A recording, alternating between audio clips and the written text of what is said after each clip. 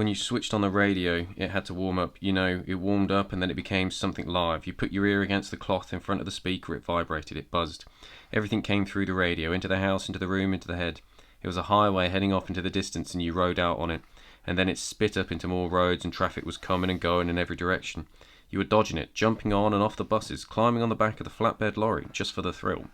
That's what the radio did. It opened up roads and possible journeys in your head.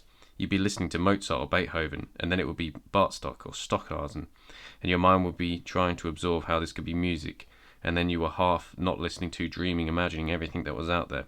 You turned the dial and the people were speaking in some language you tried to work out what it was, Danish or Russian or German. And then when you thought they had nothing left to say, you, anyway, paused to listen. Then you heard them quiet and you could hear something, and that was the way they were waiting for, other music, and it began. It was jazz, modern jazz, and this was being played and heard and talked about right around the world.